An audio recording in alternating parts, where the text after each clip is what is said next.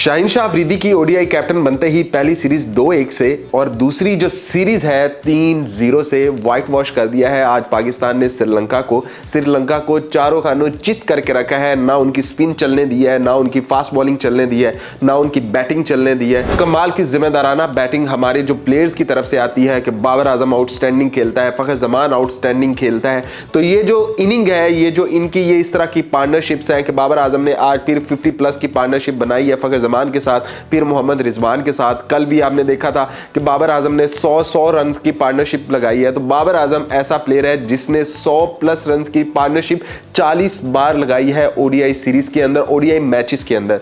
तो बाबर आजम कमाल है। बाकी जो प्लेयर इर्द गिर्द खेल रहे हैं वो भी कमाल है। शाहीन की कप्तानी को भैया सल्यूट है कि भी दूसरी इनिंग है और दूसरी इनिंग होम इनिंग मिली है। पहले बहुत मुश्किल इनिंग मिली थी कि जैसे न्यूजीलैंड जाना पड़ा था और वहां पर हमारा क्या हालत हुई थी, लेकिन अब थोड़ी सी कदरे बेहतर चीजें हो गई हैं कि शाहिनशाह अफरीदी होम सीरीज खेला है तो एक कप्तान के अंदर ना एक थोड़ा सा कॉन्फिडेंस आएगा। तो शाहिनशाह अफरीदी ने जिस तरह से टीम को लीड किया है, जिस तरह से उसने फील्ड सेट किया है, कमाल है। फिर उसने जो बॉलिंग की है, लाइन और लेंथ के ऊपर जो बॉलिंग की है, जिस तरह से उसने अपने प्लेयर्स को एग्जीक्यूट किया है और फिर जिस तरह से जिम्मेदारी निभाई है पाकिस्तानी टीम ने, तो बहुत अरसे बाद ऐसा फील होना शुरू हो गया है कि ये वही पुराने वाली पाकिस्तानी की टीम है जो फाइनल में जाया करती थी, जो कि एक टीम हुआ करती थी, सारे एक दूसरे को बैक किया करते थे।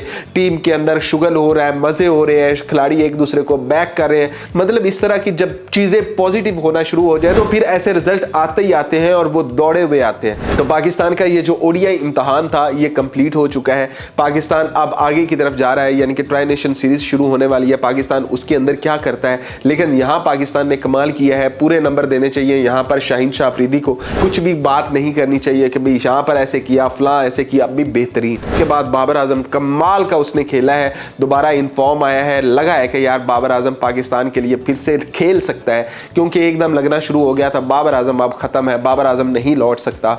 लेकिन बाबर आजम ने पाकिस्तान के लिए स्कोर बनाए हैं इस सीरीज के अंदर। वो टॉप स्कोरर है एक साहब का।